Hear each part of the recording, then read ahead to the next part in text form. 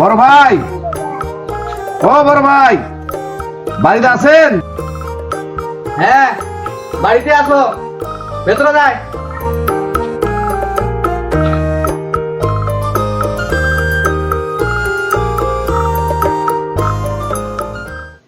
ক কি হয়েছে? বড় ভাই, বাপ তো মারা যাওয়ার মেলা দিন হইল, এবার জমি জায়গা গুলা ভাগ করি নাই। জমি জমা তো ভাগ করাই আছে, যাই যাই করে খাইছি সেন করেই খামো। ওইটা কোনো ভাগ হয়? সব জমি তোমরা রাস্তার সাইড দিয়ে নিছেন আর বল দিছেন রাস্তার পেছনো, এইটা আমি মানিম না। এইটা ভাগ এ না মানে তুই যা, তোর কি করা আছে করিস। ঠিক আছে, সামনে শুক্রবারে মুইও মেম্বার চেয়ারম্যান টাকা আনি, তার আগত কয়া দিনু জমির কোনো কাজের লোক পাঠাইবেন না, নাহলে যদি একটা কিছু হয়ে যাইবে। এই কথা কয়া দিনু।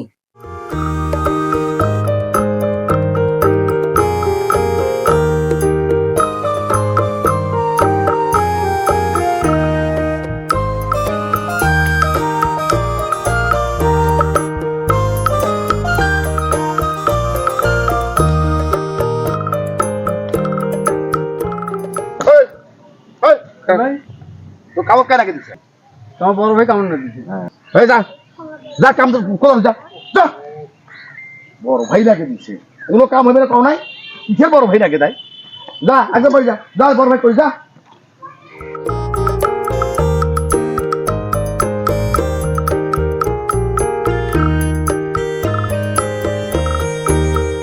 কে কাম থেকে আলু দে, যা তোমার মধ্যে নাস্তা নিয়ে যাচ্ছ, যাও। তোমার ভাই জমি থেকে উঠিয়ে দিকে। ইয়ারে এত বড় সাহস, আজ ঘরে টেংরি ভাঙিম। হে তোমরা বেড়া, তোরা লাঠি নিয়ে আসো তো, বেড়া বেড়া।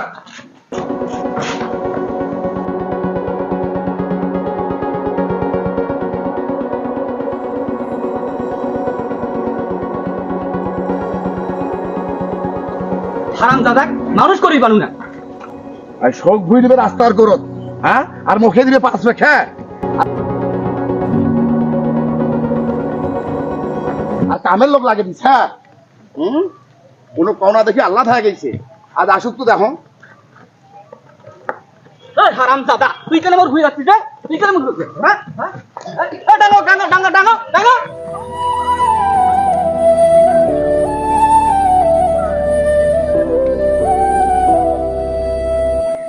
আরো ঘুরে যাবো, হারাম দাদা, তো উচিত হয়ে গেছে। এই চলো চলো।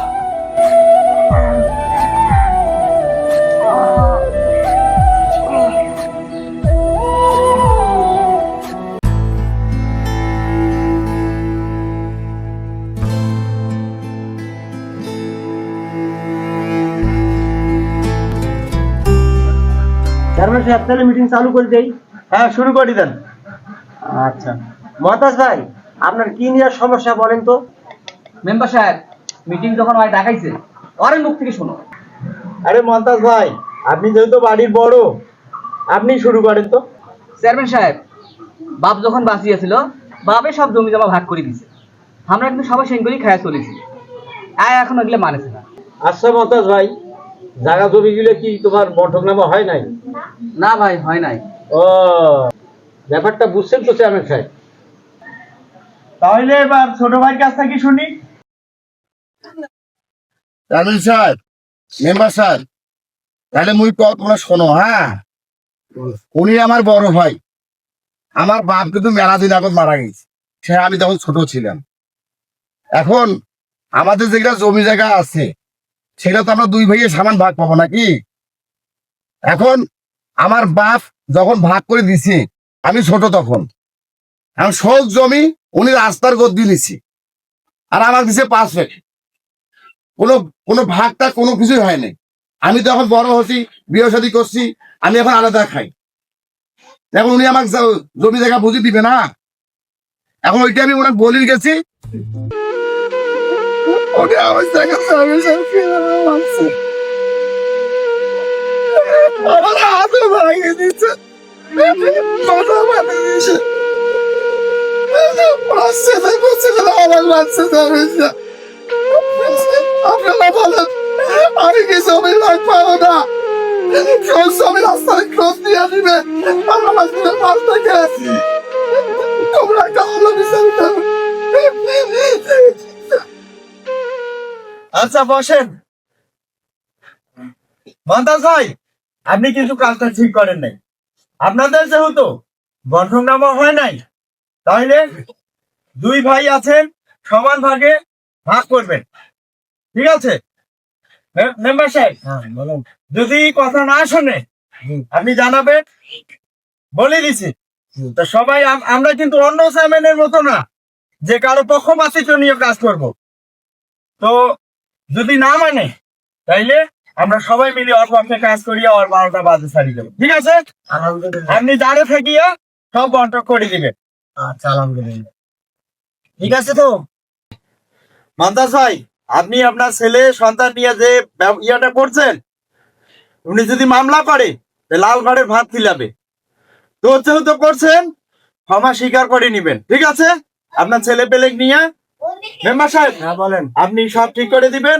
আর যদি না মানে, জি, আমরা সবাই ওর পক্ষে নিয়ে ওর মামলা মোকদ্দমা যা আছে আমি দেখব। ছোট ভাই, ঠিক আছে? ঠিক আছে চেয়ারম্যান সাহেব, তোমরা যেটা করে দিবে বেশ সেইটাই মানে তা বলছে আমরা এলো তো ওরা কাজ দিয়ে ঠিক কইছেন চেয়ারম্যান সাহেব, আমরা এলে জায়গা জমি লোভ করিয়া এলে আমরা ভুল করে ফেলেছি। তো তোমরা যা করবেন আমরা তাই মানি নিই। আমরা একই মায়ের পেটে দুই ভাই, জায়গা জমি লোভ করিয়া আমরা ভুল করে ফেলেছি। চেয়ারম্যান সাহেব, আমরা যেটা ভাগ বন্টন করি না, আমরা সেটা মানি না। মেম্বার সাহেব, যত তো ভুল করছে এদেরকে ক্ষমা চাইতে বলে। অর্থাৎ এই তোমার চাচা হয় না, যাও যা মাছ চাও, যাও যাও, তোমার চাচা বলতে মাছ চাও।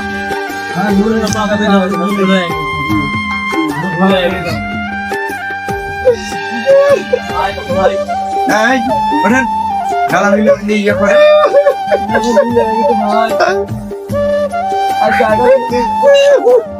গাঁও ধার তুমি ভাইবে, আজ মাপ করে যাই।